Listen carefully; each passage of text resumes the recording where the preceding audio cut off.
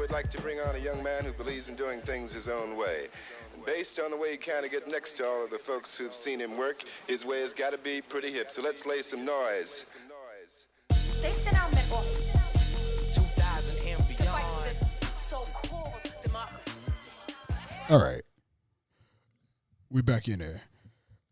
So, again, native of California. Yes, sir. Native of California. Been a Bucks fan for how long, would you say?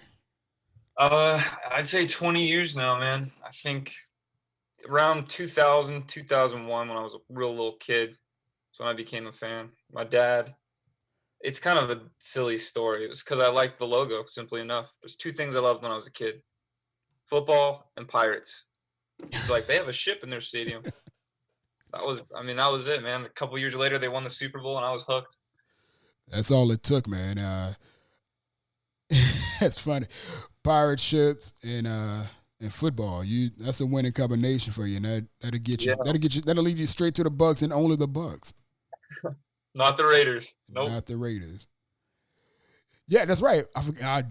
That's funny. I did forget about the Raiders on that one for a little bit, but of course the colors and everything, man. Yeah, no, I was way more. I mean, the Bucks had a ship in their stadium. The Raiders didn't have anything like that. So yeah, that's how it started, man.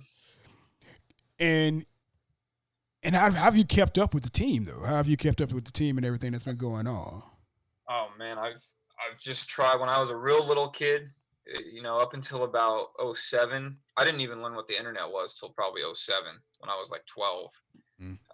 Originally, it was just through newspapers, through books, and I would just read. My dad would have he'd buy me like Scholastic Buccaneers history books, and I would just read those for hours. Football cards, I collected football cards, and I would just go through them for hours and hours. And then Madden too. We talked a little bit about Madden earlier. That's how I would learn their roster and stuff like that, man. And then in '07, I started learning what the internet was a little more. I was getting a little older, and then I would, I learned what NFL.com was, and it just slowly, that's how I would follow them, and just little by little. Just cool, because that was, funny enough, that's exactly how I ended up having to follow the team as a native not from Florida. We didn't have the local coverage, obviously not the local newspapers, anything like that. So I basically had to watch, the highlights whenever the games come on Sundays, and have to wait for that 1-2 minute period in which the Bucks would be on, and then damn, they didn't have a whole lot of recognition back in 95, 94 when I started watching. So it's like, you get that 30-second clip, and then it's over with. And then you go on. In 0203, we had quite a bit of games on, because we were so good. 03, we had a lot of primetime games because we were the defending Super Bowl champs. And then in 04, my dad bought Sunday Ticket. So then that was huge because I was able to watch every game that year. Unfortunately, my parents' marriage didn't work out. But so 05, 06, 05 through 09, I didn't have the ticket. I couldn't afford it. So I would just pray that we were somehow on TV, and we rarely were. Yeah. So it was, it was NFL primetime with Chris Berman and Tom Jackson in 05. Mm-hmm. And then 06, 07, 08, 09, it was game day on NFL Network with Rich Eisen, Deion Sanders, and the boys. Yeah. Because it wasn't until 2010 that I really got to actually watch the games consistently. 2010, I think that's about the first year that I actually got to go to a game live. I was living in Orlando, which is only an hour and a half away from Tampa and the stadium. I had actually started trying to get season tickets in 06. And it was at that time, it was that 20-year waiting list to get season tickets. And it was tough. It was tough, man. It was so tough. And I'm going to tell you something that was funny. I swear to you, I think I actually had season tickets, and I was paying for the season tickets without knowing it. Really? Well, yeah. My season tickets go back to 2006. That's the one it shows that I've been a member. It shows that I've been a member since 06. My first game was 2009, I believe. 2009, I went to what was this? I think this was the gosh, I forget what it was, but it was a really bad season. We were having a really bad season, and then like middle of the year, they did like this promo to get like half a year season tickets for like $300 or something like that. Oh, that's it. And that was it. I was like, okay. I was like, yeah. I was like, okay, I'll jump on that, man, and I did. And then I think the following year, I started going to like all the games, and I have gotten 2 seats, and just had my season ticket, and was just going from there, man. It's been that way since. I wish I could have season tickets, man. I really do. Like I said, I'm gonna try to get out there at least once every year to see a game. Yeah. What's the game? What's the game you're looking at this year? If you can pick one game for this season, Kansas City game. I don't know, in Tampa, absolutely Kansas City. I'm 100%. I'm going to the game in Vegas. I know it looks pretty pricey right now from what I've been seeing. It's a brand new stadium, so Vegas, and then the 2 games I was looking at were the Rams game and the Chiefs game in Tampa.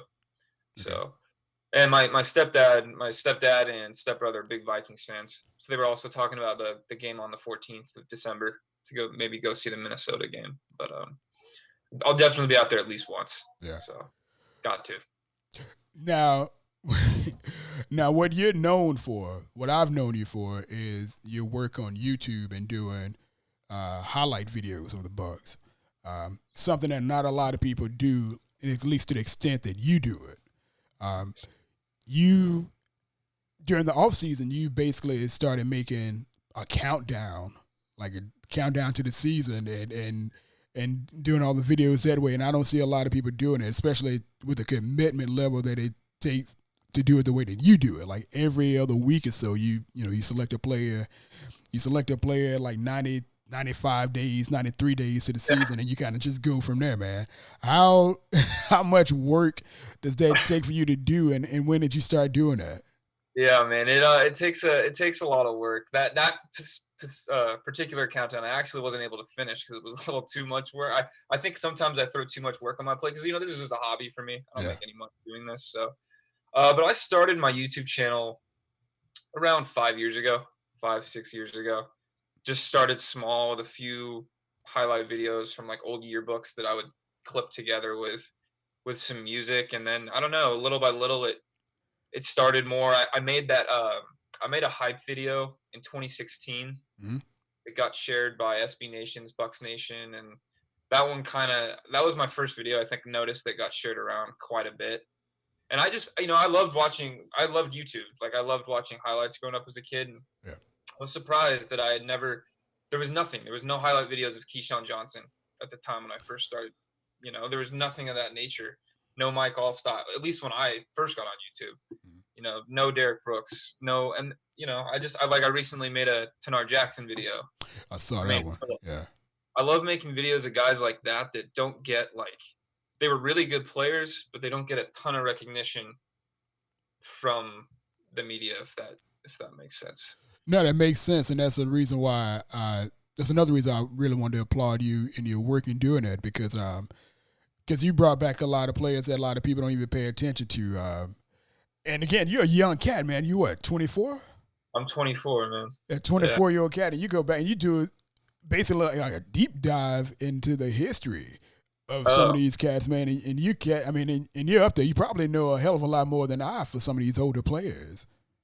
I can that's one thing my friends kind of think it's disgusting. I'm kind of freak when it comes to the history of the BUCS. I could name you pretty much any player, anything, man. My friends, the thing that they think is the most disgusting. So going back all the way to 2002, if you named like a game, so if you said like Game 5, 2007, I could tell you we lost to the Colts 33-14. Alex Smith caught both touchdown passes from Jeff Garcia. It's like something like that. Like I could just off the top of my head just name that. Boom, I can tell you who it is. Yeah, that's what I know a lot about their history. So that's impressive. I can do that with music, like randomly. I can do that with music. A lot of the stuff for the BUCS, I may or may not be able to do that with. Now, so again, you told me your history and how you got into being a BUCS fan. Like, what made you go that deep and what made you stay interested in the team that way? Yeah, man. Football has just been my life, and I just love its history. When I was a kid, I think most kids were playing Halo and, Pokemon. And my dad would throw me these old Castrol GTX VHS tapes. And like, I would just sit there and watch them for hours. And I was just obsessed with the history of the Bucks. Their old yearbooks, like their 1988, 1989, 1990 yearbooks. I watch them over and over and over. And again, like with collecting the football cards, that's how I started learning the players, like random players, like Willie Drury, a receiver from 1990 and 91, or Bruce Hill, Mark Carey, all those receivers from back then. Just that's how it and it just kept sticking, and it just, and then the internet came around, and for better or worse. Yeah. For better, I guess. No, I agree 100%. Definitely better. So now, has anyone else gotten in the family? Anybody else has gotten into being a Bucks fan as well, man? Or you on your own, like a lot of us? My grandpa was an old LA Rams fan back in the Roman Gabriel days, and the fearsome foursome with Merlin Olsen and Deacon Jones and all those guys. And my dad, he became a huge Hogs fan. He was a huge Redskins fan in the early 80s. Uh-huh. So he kind of stuck with the Redskins. He did have a soft spot for the Bucks, though. So if anyone roots for the Bucks with me, it's my dad, and I guess my best friend. He likes to see the Bucks win because of me. He's a Lions fan. Did he just feel bad for the Bucks, or he just probably, man? They see how upset I get on Sundays when we're playing like dog shit. But it is nice to see it. It's very rare I see a Bucks fan, a familiar face, around in Ventura County. There's not very many. Every now and then I'll see one, but it's very rare. Right. Now, who is your favorite old school player from back in the day there? Hands down, it won't ever be top. Derrick Brooks. Brooks. I used to when I played youth football, I was a quarterback, a running back, and a receiver. And I would wear number 55. And my coaches would be like, "Why are you wearing 55, man? You're a running back." I'd be like, "Oh, it's Derrick Brooks' number."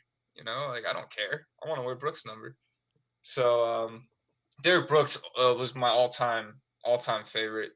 Double nickel. My favorite game ever, and the game I think that mainly solidified me as a Bucks fan, was in week 3 of 2002. Bucks Rams Monday night game. Our huge rival at the time. We were on Monday with them every year at the time. Yeah. 3rd and 7, minute 19 to play. Derrick Brooks picks off Kurt Warner. Sapp flattens Warner on that block. Brooks goes to the house. We closed the game with a victory. Me and my dad were at this restaurant. Everyone was going crazy because for whatever reason, I don't know if it was because the Rams left LA or it was just because they were the greatest show on turf at the time. People did not want to see the Rams win, at least at that restaurant. So yeah, that was the revenge game for us on that one, man. That was that game, like, it made Derrick Brooks my favorite player.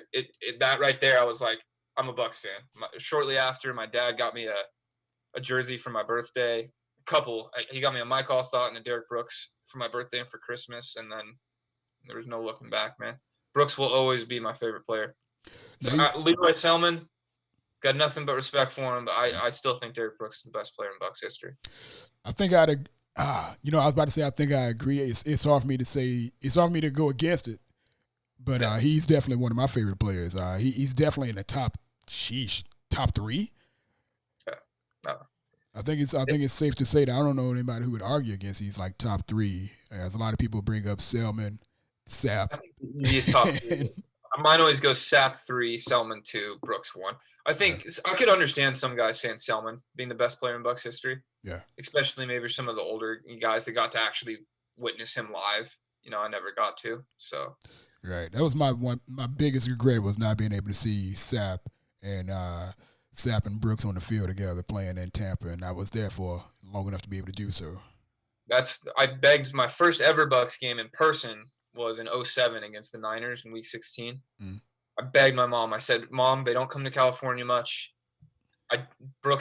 He's been here for 13 years. Like, I want to see Derrick play in person. And thank God, I love my mom. She bought us tickets, and we got to go see that game. And I got to see Derrick on the field live. Played one more year after that, but it was fun, man. So we got to see them live. Now, we talked about earlier. We were talking about how difficult it was for you to come up with these videos and how time consuming it is to make these videos.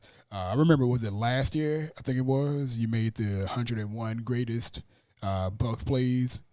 Yeah, I've done it a couple times. What was that? I've done that a couple times. I did a 100 a few years ago, and then just like a month or two ago, I did 101. Yeah, that was. So how did you come up with the? How did you come up with your countdown, and how did you pare down your list for the plays? Yeah, I mean, it's not easy. I mean, no list is perfect, and it's kind of, I think more so for me, I did it more meaningful. Like, I think Rondé Barber's play is the best play in BUCS history, hands down, closing down the vet. But then it's hard. I don't know. It's hard to mesh the amazing, Jameis Winston scramble throw to Mike Evans. I was actually at that game live. Incredible play. The one in Chicago. Yeah, against Chicago. Compared to an amazing run by Mike Allstott that was just in a random game in the middle of the regular season versus, a play that was maybe less incredible. Yeah. Like John Lynch picking off a pass that's thrown straight to him against the Redskins in the playoffs. But you got to throw in the fact that it's in the playoffs. This is a huge game. That was a huge turning point in the game. It's that kind of stuff but I mean, nothing's going to be perfect, Right. Some people are going to think some plays are supposed to be higher, but that was my opinion, and I rolled with it. Yeah, it was a great list, man. I remember the conversation that struck up on Reddit. It was a pretty good reaction. It was a lot of conversation. I think that thread went on for probably 2 weeks. Oh, really? Yeah, it was I didn't see it. Yeah, it was. I wonder if I can pull it up. I'm pretty sure I can pull it up at some point. But yeah, that was a heated discussion. But more than anything, recently, I want to say about 2 weeks ago, one of your last videos. I don't know if it was the Tenard Jackson video you brought up, but you're getting a lot of praise for your work, and everybody was like, yeah, like if you're looking for BUCS highlights, look up Liam Mitchell. Like this cat has a whole lot of videos and a lot of people up. I think the first one I saw of yours was probably one of the I think it was the countdown to the season. I want to say it was 2014, maybe. Oh yeah, maybe 2015. 2015 is around when I started. Okay, it's probably yeah, it may have been 2015. Wait, going into the 2015 season, or was it 2015 going into the 16 season? I think it was going into the 2016 season. Okay. I think that's when I started. I'm already losing when I actually start posting this stuff. So. Yeah, it's a daunting task to do what you do and keep up. I love it. It's my hobby, so I love doing it. It is a lot of work, and I don't have the best editing software either. I was going to ask, because somebody's out there probably wanting to know, exactly what it is that you're using to do your work. What do you use? Are you just using a free software? What is it? Up until about a year ago, I used Windows Movie Maker, basic Windows Movie Maker on my HP laptop, and then now I just use iMovie on my Mac because I don't really have the money to afford like some crazy software. Yeah. So I just do my best with what I have, then I try to put it together. Well, I mean, that's what creates, I was about to say that's what creates creativity, but that's stupid. But that's where you have to use creativity when you don't have a whole lot of fancy equipment and so forth. You kind of have to just go with what you got and make the most of it. So I mean, only like the creative people, they do the best what they the best they can with the little that they have, and that's how you're creative. You got everything at your fingertips, and you can just kind of throw stuff together. It's like, okay, how hard was it? How creative were you? I'm trying my best, you know. But that's good. And you also you said now you're in school, correct? Oh, I'm sorry, you're not. Yeah, you are. You say Yeah, you're now in school too, yeah, all online because of the whole virus. But right? I'm just now getting my. I took some time off. I worked right out of high school, but I'm just now getting my associate's degree from the local junior college, Moore Park College here, and I'm going to Cal State Northridge Uh, in the fall, and I'm gonna major in communications and minor in journalism. So that's my goal for the future is to eventually work for the NFL or for the Bucks in particular. Because I sometimes make other videos other than just the Bucks. You know, yeah, I've seen a few of those. I've seen a yeah, few of those as well. I love the NFL. I mean, don't get me wrong, the Bucks are obviously my favorite team and my main, but I just love the National Football League, and we'll make other teams videos every now and then as well. So Yeah. that's my goal, is to work some way, shape, or form in the media as an analyst, a media director, a journalist with the National Football League or with the Bucks, which I would love. Yeah, whichever comes first. Yeah, I mean, either one would be awesome. So. Now, one of the things I wanted to ask, of course, you said you wanted to go in and doing the media stuff and the media directing stuff. When you first started, did you envision yourself doing more with the video side of things, or from a creative standpoint, what is it that you're looking to do? Yeah, the thing I love the most is basically displaying history, displaying the NFL and getting that stuff correct. Like I would watch some videos on YouTube, and it's no offense to the other guys that were making them, but sometimes they would say, "Oh, the 100 best runs in the history of the NFL," and then it would go back like 10 years, and I'd be like, "Come on, man. Like that's just lazy. That's just you're misinforming people." And so my main thing is film, displaying the history of the game through film and through the media.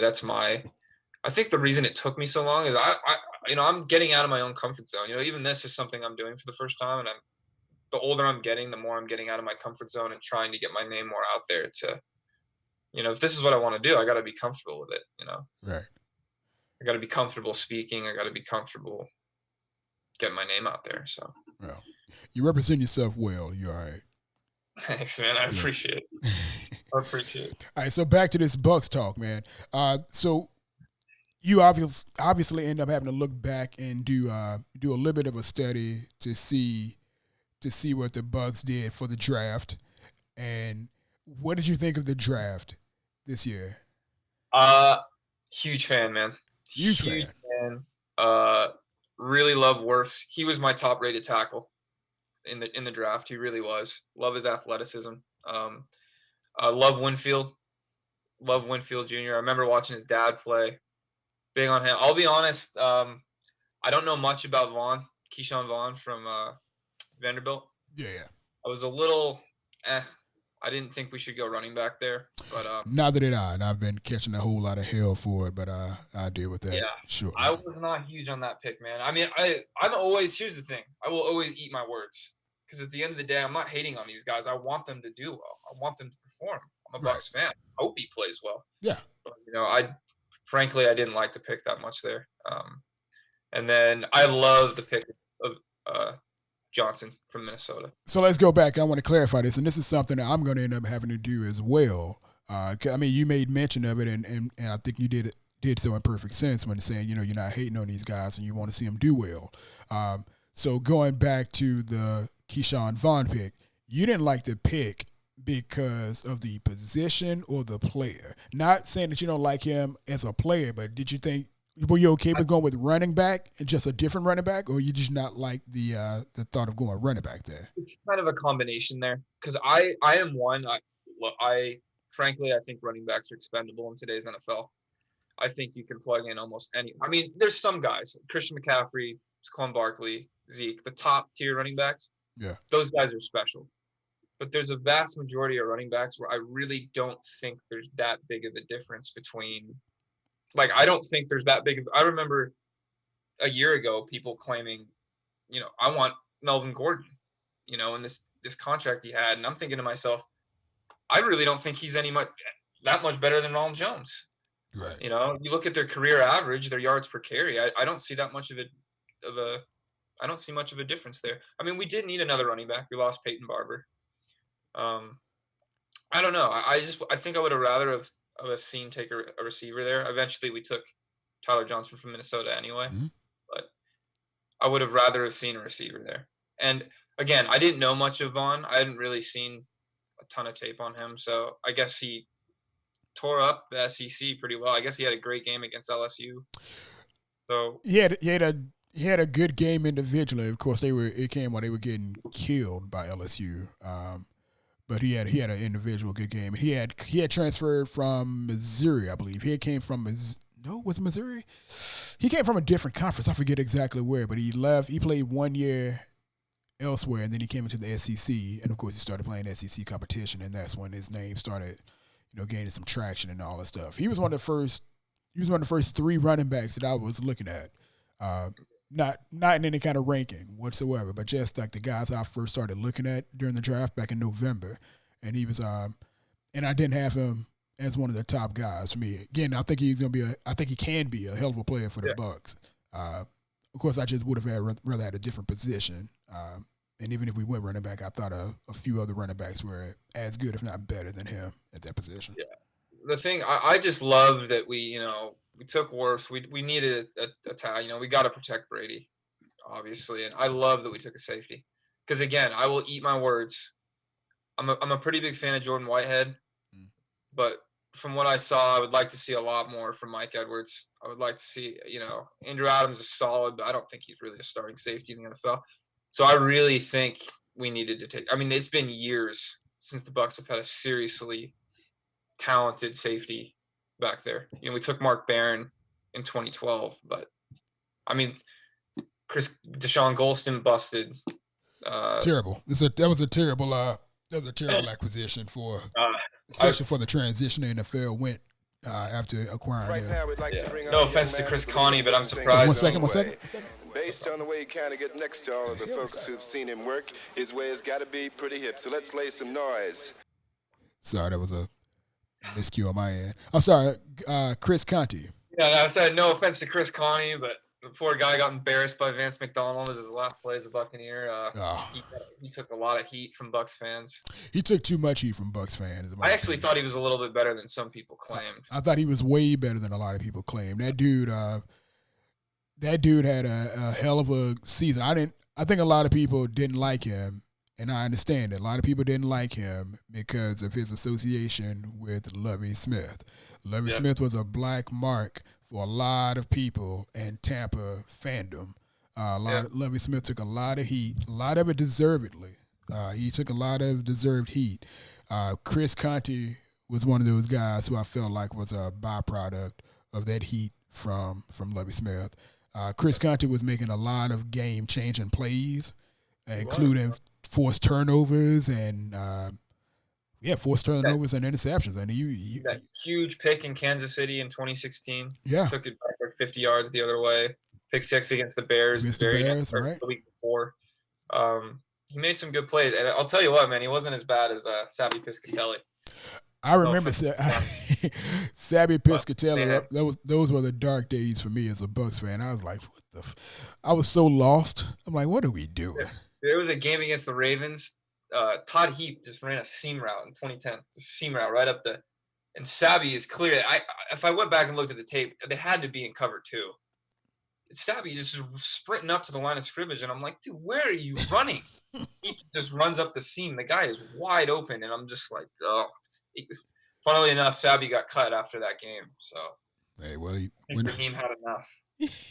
He went on to the Florida FCW, I believe it was the Florida Wrestling.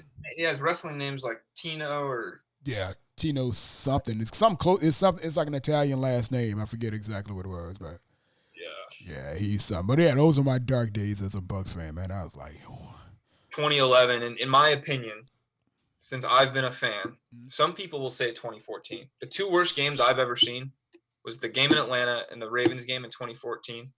The blowout. Oh yeah, Oh god, I was there for the Ravens game, and it was. Oh really? Wow. It was man. It was bad. But the worst team I think I've ever seen was 2011. That team, I had so much expectations for them. I Yeah. thought, all right, we've got our big three. We've got Freeman, we've got Blunt, we've got Mike Williams. We had just come off that 10-6 season. I thought, man, that 10-game losing streak was the ugliest Bucks football. I mean, they were so bad, man. I'm gonna tell Those you. last 5 games, I was just praying we wouldn't get blown out. I'll tell you what, man. That 2011 season was one of those things where I feel like I'm getting that feeling now where the team thought that they had everything sweet, everything looked good, felt good coming off the previous season, and then got a little bit cute, got a little bit too cute, and just it started changing everything that was working. Got complacent in some areas, and then just got complacent. They got complacent, and it just stuck. When it comes to the offense, I remember distinctly. What's wrong with my grammar today? I remember distinctly the fact that they took the ball out of LeGarrette Blount's hand and gave it more so to Josh Freeman, trying to force the narrative that we got a franchise quarterback. That was the number one thing that stood out to me.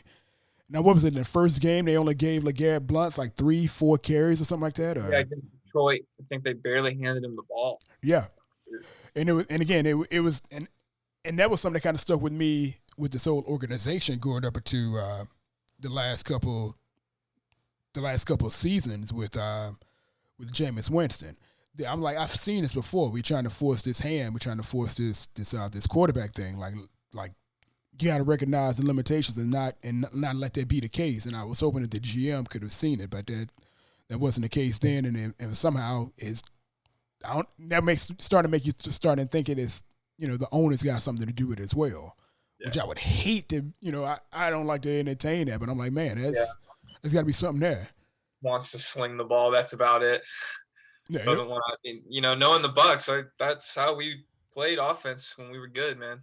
Play good defense and run the football. Work done, Mike Allstott. Yeah. On the rock. Yeah, man. That's another thing. I'm just so distraught that I didn't get to see those two play in the Tampa backfield, man. I'm like, yeah, man. I basically, because by the time I was really watching them in like 02, 03, Allstott was coming towards the end of his career. Dunn was gone by then, so yeah. I was a huge Cadillac fan, man. I got his jersey. I got the fat head of him when I was a kid. I loved Cadillac. Awesome rookie year. Yeah, Cadillac was one of my favorite players.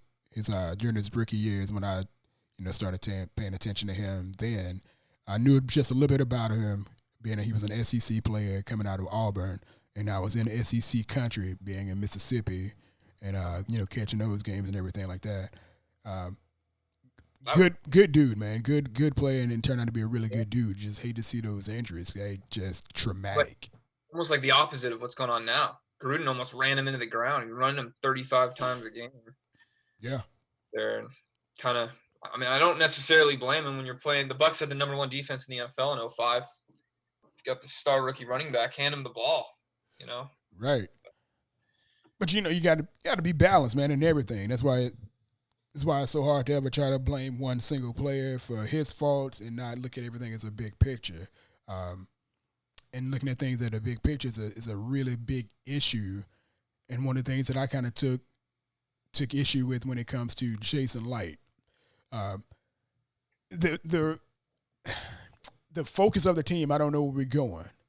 It seems like, again, we're going back to the heavy offense, heavy-handed offense and defense, do your best. A defense get, you got to take some, you got to, have you thought about that? Or has that been an opinion on your mind? Or have you looked at the way that Jason Light, our GM, has kind of formulated this team since he's been in? Yeah, Jason Light's obviously had his fair share of struggles in free agency. Yeah.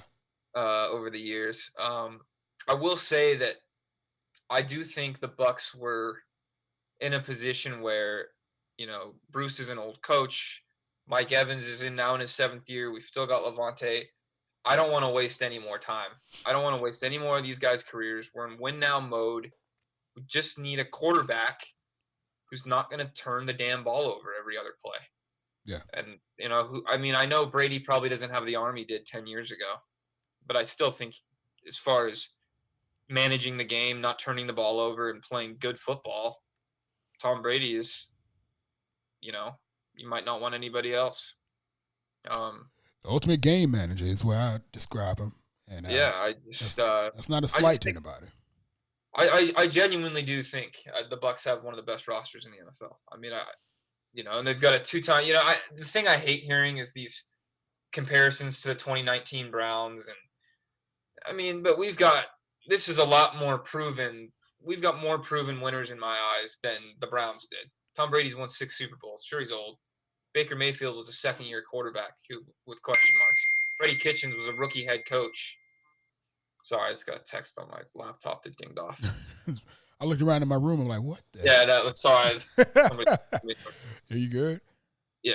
I just dislike the comparisons to the Browns. I don't think those are really fair. No, but I understand them, and it's not. I don't think they apples to apples. It's not comparing the Bucs to the Browns. It's the hype level, and that hype level is absolutely there.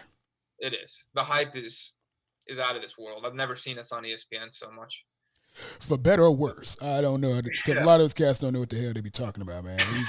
These guys don't even watch the Bucs. Like, they don't primarily watch the Bucs like you watch the Bucs, like I watch the Bucs, like many fans watch the Bucs. Exactly. These cats, they catch glimpses, and you can hear them, and they let it out. They let it out the bag. You can hear them when they say it. You're like, well, we didn't get to see much of the Bucs this year. What the hell you mean? They played 16 games like everybody else played. Like, the tape's available, man. You could have seen it if you wanted to see it. Yeah. They just go from, week to week, what's the hottest topic, and they just kind of go with it.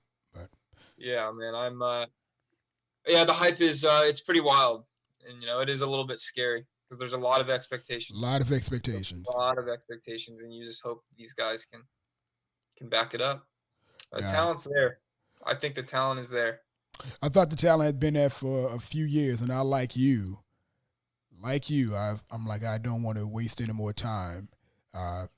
Getting from where the team was 2 years ago, in which they could have been contenders and competitors, to what they should be now. Like, I don't want to waste any time, but I also hate the win now mentality too. I hate it. Yeah, because it's true. I mean, Brady's only going to be here at most 2 seasons. Yeah, that's his contract, 45 and done. Yeah. And then Gronk, he's not going to play any longer than Brady would. So that's why I like that we kept OJ. Yeah, and he's only on a 1-year contract, Gronkowski. So it's an expensive contract for 1 year, and it's gonna be tough. It's gonna be tough, but again, it can happen because you look back last season, 7 and 9, giving the ball away 30 plus times off of one individual. I forget how many turnovers we had. I think it was 42, maybe. Something, ridiculous. Some ridiculous, yeah. And we've been at the very bottom of the turnover differential, as well as turnovers in general for the past 3-4 seasons. Yeah. Either 20.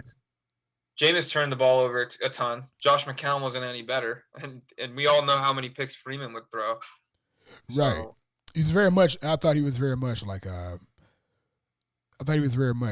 Jameis Winston to a degree. Those guys had really slow starts, and then that fourth quarter, here they come. I'm like, well, shit. Yeah, throughout the season, they'll go through games where you're like, why can't you just play like this every week? And then 2 weeks later, they're 0 touchdowns, 8 picks. Right. It's they both had a notorious reputations for playing 2 or 3 good games in a row, and then after that third game, just bottom out. Because I thought I thought the Bucs have had talent a lot. Even the Schiano teams. I thought the Greg Schiano teams had a good amount of talent.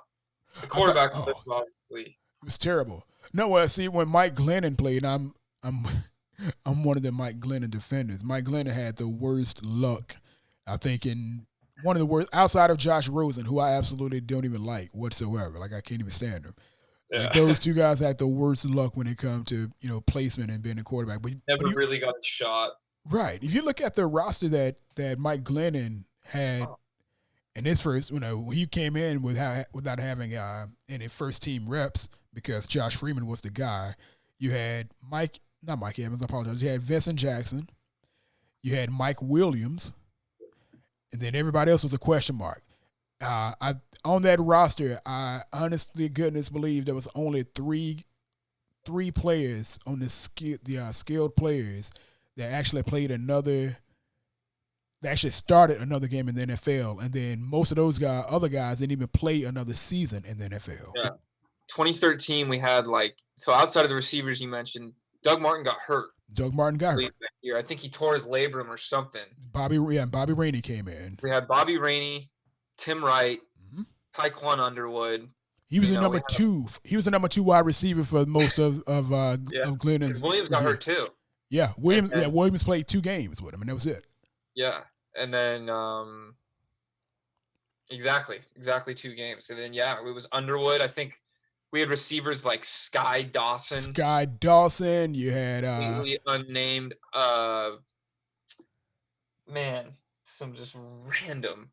Some random guys, man. What's my boy name? Ogletree from Dallas.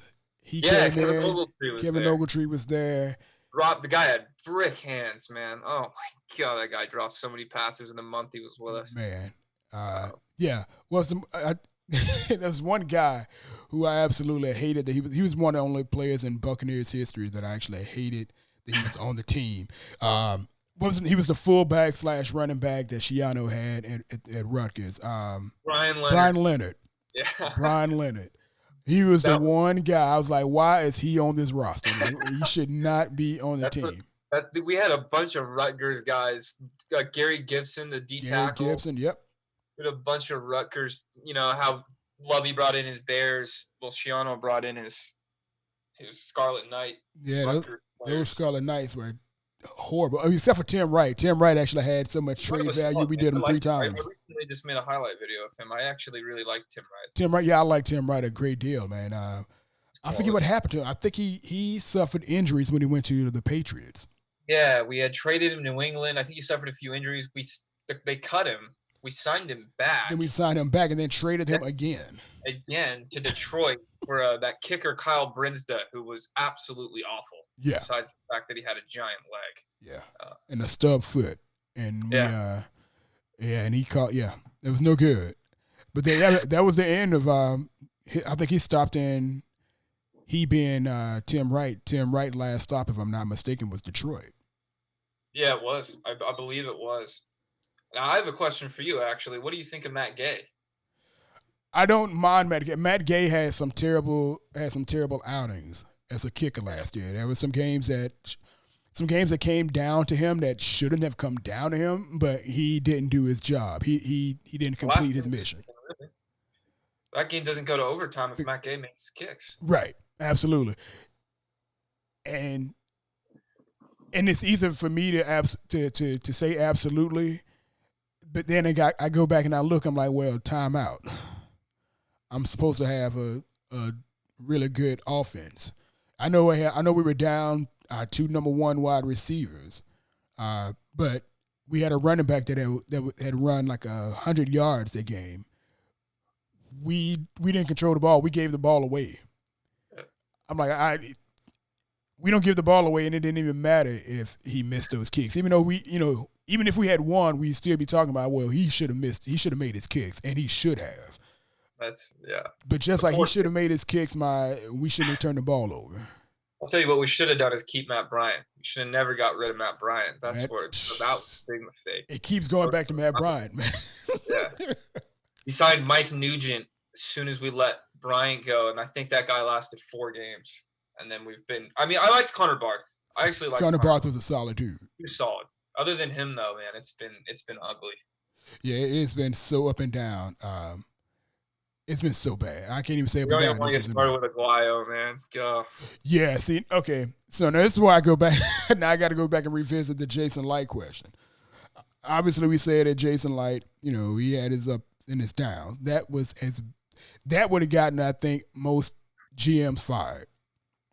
Oh, that was it would. I That mean, I just don't know how you. So, funnily enough, I make mock drafts every year. I mocked Aguayo to us in all our mocks, that's a joke. but in the 6th round, towards the end, I figured I could see us taking the local Florida State kicker, one of the best kickers in college football history. I could see it. But then when it went in the 2nd round, I was like, oh, whoa. Yeah. What are you thinking? Yeah, my reaction was, You must be out of your goddamn mind. that's all I could think.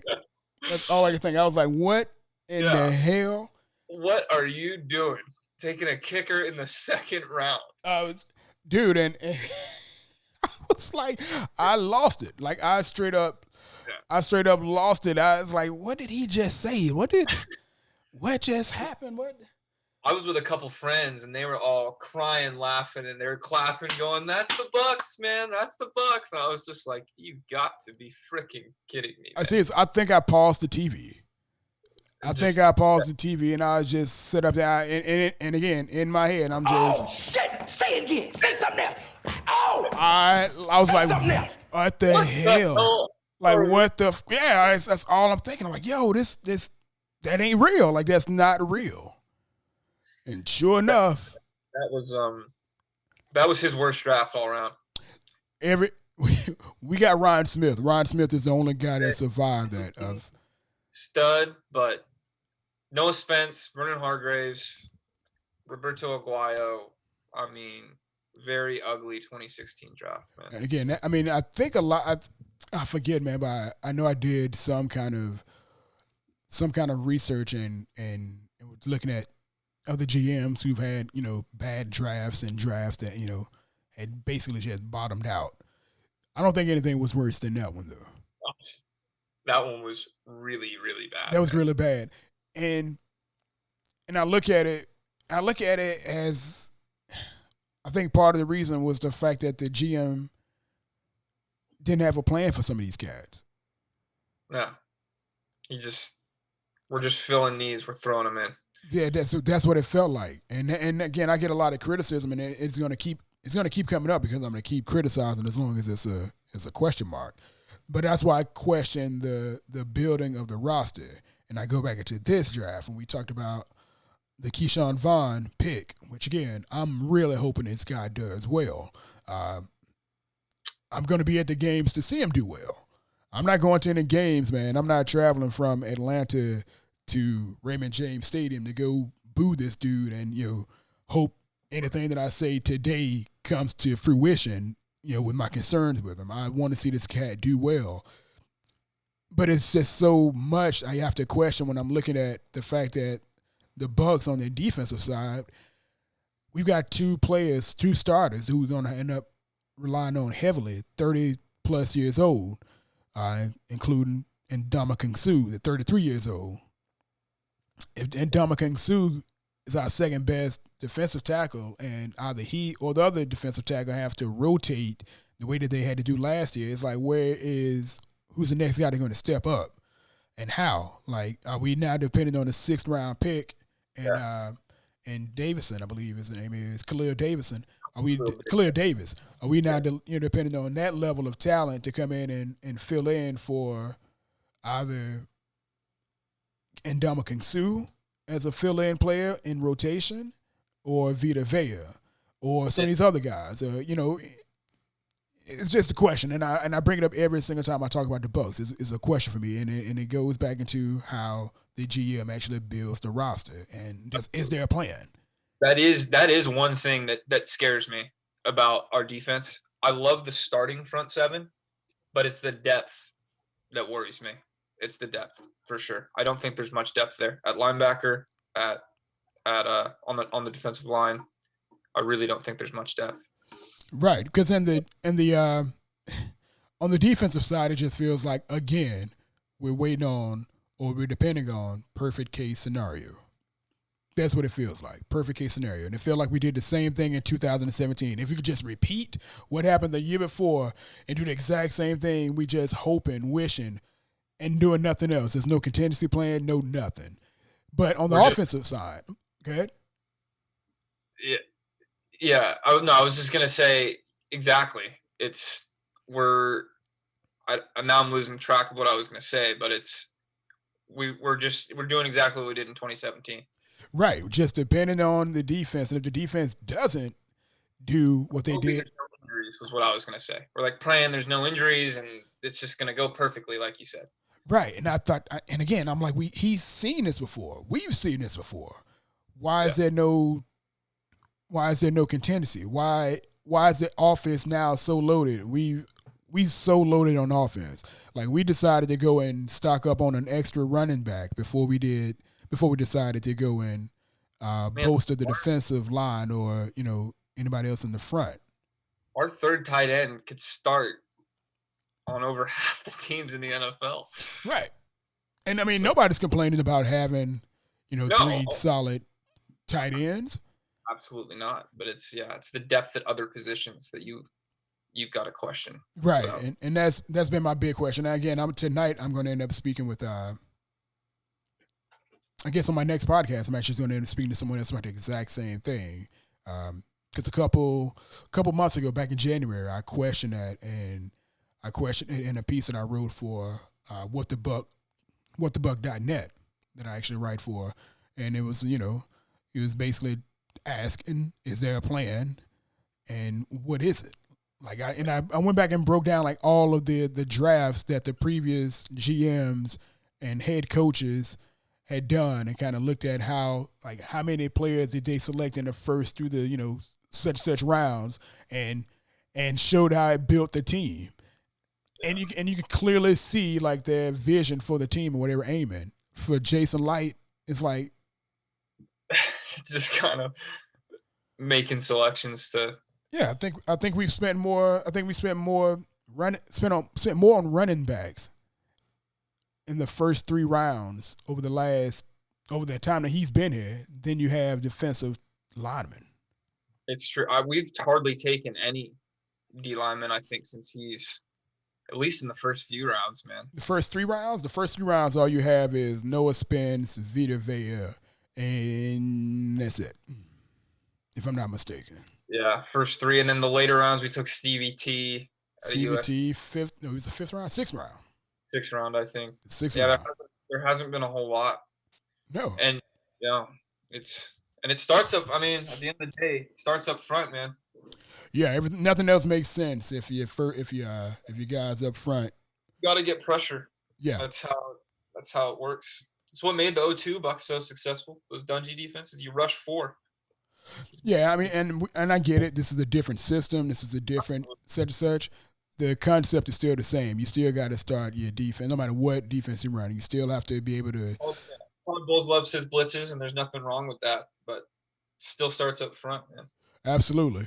Gosh, man, those blitzes. What the hell? Now I'm having bad flashbacks of the one game where he just would not stop blitzing. Like we weren't even getting there, but he just kept blitzing and kept. What the hell?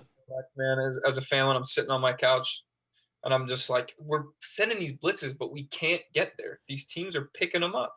Right. I'm trying to think, what the hell game was that, man? It was a bad game. It was one of the worst games that I saw the defense play, and I can't think of what game it was now. But he just. It might have been the game in New Orleans, or maybe it was the Giants game. The games that I look at when our defense was kind of getting shredded through the air was the Giants game. We did win in LA, but yeah. I think Jared Goff threw for nearly 500 yards. I mean, it was just we took the ball away, I think, 4 times in that game against the Rams. Yeah, it was weird. I was actually at that game. We took the ball away 4 times, which is damn good. But at the end of the day, we still gave up 33 points, not taking out Jameis's pick 6 thrown to Marcus Peters. That game got shredded. Yeah, we did. Something I see about those games, though, man, and we can actually reference the former starting quarterback in games like that. Like that game was technically a blowout for a large portion of the game. Yeah, so when you have games like that, it's easy for the quarterback to accumulate a bunch of yards and it kind of look like they were just getting killed. I've seen that over the last 5 years with our quarterback that I know better. And then I go back and look at man, what was I about to say? It was a couple other games where we had a quarterback who just ended up at like 400 and some yards. But I'm like, well, garbage, yeah. Yeah, like again, let's go back to 2018, week 1. Yeah. Against the Saints. Like that game was a blowout third quarter. Yeah, blowing them out. I think we were up 48-24 at one point. Right. So, and this is something I end up having to, fight people about. People end up with, well, they still scored 40 points. I'm like, man, those last 16 points, that was 2 touchdowns, two 2-point conversions, and we were playing prevent defense with two of our guys hurt, if I'm not mistaken. We ended up having Carlton Davis in there, and I believe, no, it was Carlton Davis and Vernon Hargraves who ended up being in that game. But I was like, well, we were playing prevent defense, so we were backing off those cats a lot. It's a good point. It's a very good point. So I mean, it's easy to have a quarterback look like they did a whole lot after you kind of go up a good deal. It's a very good point. It's valid. It's I think it's just frustrating for me to see it because it's just like, man. Yeah. It's definitely not easy to watch. Trust me on that one. I'm with you. As a Bucs fan, we know how often these guys haven't closed out games in the past. We've given up so many big comebacks. I remember sitting at that Rams game just sweating. The Rams just wouldn't go away. And this fan looked at me, this Rams fan, and he's like, he shook my hand and he's like, good game, man. And I looked at him, I said, no, man, this is the Bucs. 5 minutes later, Marcus Peters takes a pick six, and it's a 5-point game with 6.5 minutes left. And he looked at me and he said, wow, man. And I was like, yeah, it's the Bucs. This game is not over till it's over. I was sweating. I was dripping. Dude, I was here. I was here losing my mind when that pick six happened. I sat down and was like, here we go. I've seen this story how many times? Like, we just saw it the week before against the Giants. So, I'm sitting there going, like, can we just close a game out? So it's, we did. Shaq Barrett came through with that 360 spin move on Rob Havenstein, and Dominican took it away. Yeah, buried him. That was, yeah. But you're right, man. It's not over until it's over with. And we've seen a whole lot of collapses being Bucs fans. Redskins in 2015. That was Seahawks in 2013. Colts in 2003. There's a ton, man. Those are just the real big ones. Oh, my God. It's rough. Oh, man. That one, that Washington game, man, I swear to you, I don't know how I survived that Sunday. I was so pissed. I was livid. Dad's a Redskins fan. I was with him, man. I was like, he's like, dude, this is over. It's 24-0. I was like, it's the Bucs, man. Games are never over with these clowns. They just managed to blow it. Their whole history. I don't know. A lot of Bucs fans never count the 1987 in St. Louis against the Cardinals. We were up 28-3, I think, in the fourth quarter, and they ended up losing that game 31-28. It's just the Rams. I think against the Rams in '92 on Sunday Night Football or Thursday Night Football or something. We were up in that one like 27-0, 24-0. Ended up losing that one. It's part of their history. They're known for giving up giant comebacks. Gonna be the most historic team in the history of the league, no matter what, one way or another. Yeah, man. Yeah, that's crazy, man. But so, I guess what I'm looking forward coming from you now. What do you got coming up, man? I'm just amazed. You're such a young cat, man, and you know so much, and you obviously take being a fan seriously. Yeah, absolutely. And I appreciate it. What's next for you? Like, if you could do one thing with the Bucs, what would you have? What would you have it be? Yeah, man, it would be like as a career or. Yeah, let's go with the career. Let's go with the career path here. Yeah, man, it'd be working in their media department. It'd be working behind the scenes, behind the camera, giving the information to the editors, giving the I don't know stuff. A statistician. I would love being a statistician. Is another thing I would love doing. I'm good at math, so I've got a partner of mine who's a statistician for all the Miami teams. oh yeah, Yeah, he travels all over the place doing a lot of stuff for the NBA as well. But yeah, he's a statistician for the Dolphins and the very Dolphins and the Heat. Yeah, it's an interesting way to go. yeah. I just think ultimately I would be it'd be I'm still young, you know. I can still do this. I think I'd be happiest working with the NFL. Um, Just that would be make it a career. Be more than just a fan. You know, yeah, do this for a living. Should give your knowledge to people. You know so much about it. So yeah, doing any teaching. I mean, that's what you. yeah. I wish there was like an NFL history class in high school. I'd be a high school teacher to do that for sure. That's awesome. So for now, it's just the videos. I'm just gonna keep pumping out the YouTube videos and work on getting my degree. And I might obviously I'm gonna keep doing the highlight videos, but might try and do more game reviews. And again, it's just more getting out of my comfort zone. This is doing something like this, getting on podcasts and just getting out of my comfort zone, being okay in front of a camera. And I was thinking about doing that a couple years ago, but I just felt so awkward in front of the camera. Not being in front of the camera. Yeah. Listen, it's not I'm also in the same boat, man. I'm always doing stuff in front of the camera. I'm a first assistant director when it comes to film and television stuff. So I don't I'm always the guy who's telling other people what to do in front of a camera rather than being on camera. So awesome. So you've worked in film yourself? Yeah. Awesome. TV production and broadcast student from long ago, and I just do a lot of commercials. I've actually shot 2 promos for the BUCS. Oh. I worked on them. I didn't shoot. They were in my own projects, but I worked on them as an assistant director. And yeah, I mean it's a fun little thing to get into, man. It's a really rewarding job to do. Just it's I want to say I almost lied and said it's super strenuous. It's not. It can be that way, but that's just work in general, man. Anything that you do and you try to get good at it, or you try to have a good time with it, it can be strenuous. But it's a learning experience. Every day you go in, it's a learning experience, and you just go with it, man. I'm so excited to get into school and get on my way to getting into a career.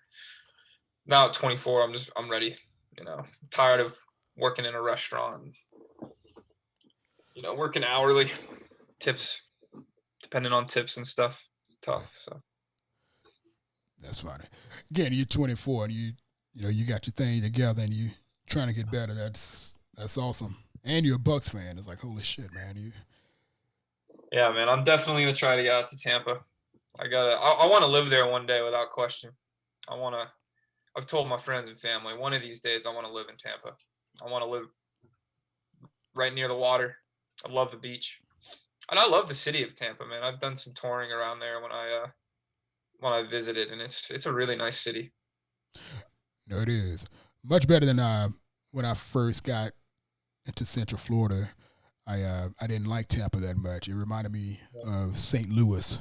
It reminded me of St. Louis, but with beaches. What was that? I've heard some bad things about St. Louis. I've never been to St. Louis, but I've heard some bad things about it. I don't want to talk bad about St. Louis. By the way, I love St. Louis. East St. Louis is where a lot of my family is from, and St. Louis as well. I absolutely love it, but it just was not an appealing place to be for a lot of the time I was there. But Tampa is absolutely a gorgeous city, man, and I absolutely love Tampa. If I moved back to Florida, if and when I do move back to Florida, Tampa is going to be one of the places I look to move to. It's a beautiful city, a lot of beaches, a lot of things to do, and of course my favorite team is that. One of my other hobbies is paddleboarding, sailing. I know I do those kind of things, so I feel like those are things that are pretty common out in Tampa. Do they sail a lot in Tampa? Is there a lot of sailing going on out there? Yeah, there's a lot going on out there, man. It's I can't say how big the community is, but there's, with all the beaches and all the surrounding areas like Tarpon Springs and all that stuff, and there's a lot of boats that come in and out, and a lot of people I know who personally do own boats, and they sail, as much as they can. So. Yeah, I love Florida. I would love to live there one day, man. God willing, maybe you will when you work for the BUCS. Hopefully. As their media director. Well, man, I know you got some things to do. I want to thank you for your time, man. Again, thank you for having me on. Oh man, trust me, you'll be getting contacted by me a few more times sooner than later. Trust me. I appreciate your fandom.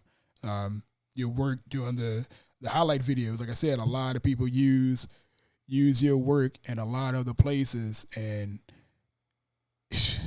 every time that you drop a video, man, it's a topic of conversation for a lot of people, and I talk about them a lot, and I share pretty much every single one that I see you do, and I understand how tough it is to edit these videos and then come up with some of this stuff. And again, you're doing a hell of a job with it, and I greatly appreciate it, man. And I really appreciate that, man. I appreciate the kind words. I appreciate the shares. I love them getting shared. I love it. I love my name getting out there. So it's awesome, man. And I really appreciate it. This was a lot of fun for me. Like I said, it's the first time I've ever done this, so I really appreciate you reaching out to me. And well, this is for the fans, and by the fans. I don't want to just cover the team. As much as I love the team, I like covering the stories of the other people who follow the team. And again, your presence online with the videos and the stuff that you do, that's a really big deal. And I wanted to hear your story, and I wanted to see what was going on with you, and I'm glad I did. And guys, this has been Outside Leverage. I am Robert Green. Thank you for tuning in.